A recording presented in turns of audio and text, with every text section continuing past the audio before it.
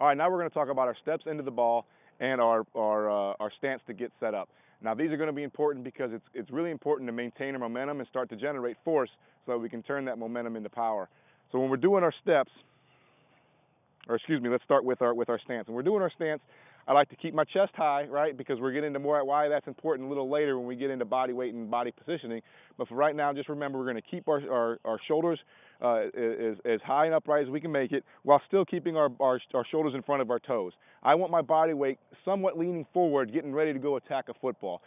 That's important because it's going to be consistent, and it's also going to be a little bit quicker than if I'm standing back here getting ready for that signal to go to the holder. So just remember, we're going to be upright. We're going to be our shoulders in front of our toes. Now, when we go into our first step, I want my first step to be rather short, right? That's going to create a longer second step, which is good, which we'll get into in just a second. But more importantly, it gets me in a good position to push to go downfield, right? I have my shoulders in front of my toes still. I'm on the balls of my feet. I'm in a really good position to push. I'm in a very similar position as if I was about to start a race to go down to go run a 40-yard dash, right? I got my shoulders in front of my toes. I'm really going to be able to drive and get downfield pretty good, which is going to create momentum, which we're going to turn into power. So how do we create a short first step like that? I like to just keep leaning. As soon as I get my signal from the holder to go, I just continue to lean until I'm about to fall forward, and then I naturally take a nice short first step to kind of regain my balance, to regain my center of gravity, and again, now I'm in a really good position to push downfield. So why do we need a good elongated last step? A, it turns into power, right? Being able to push to get into that plant spot turns into a lot of force, a lot of momentum, which you're going to generate, and that's going to turn into power.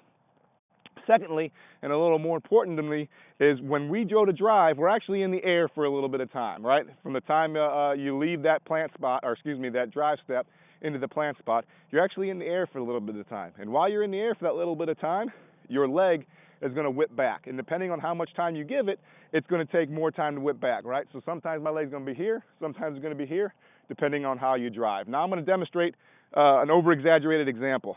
If I come, and this is my plant spot, and I go to plant and swing right here, watch how much my knee has to come back. It doesn't have much time at all, right? Now, if I over-exaggerate another example and do it really far out, right, watch how much time my knee has to generate to come backwards. Much more time, right? So that's kind of what we're looking for. We're looking to sit pretty decently far back from our plant spot to be able to drive and get that knee to come back and come forward. Now, it's a fine line between driving and jumping. You definitely don't want to jump into this plant spot. So if you feel like you're leaping in the air to reach that plant spot, that's bad as well. You really just want to be able to drive like you're starting a race into that plant spot, so you're creating a lot of force and a lot of momentum.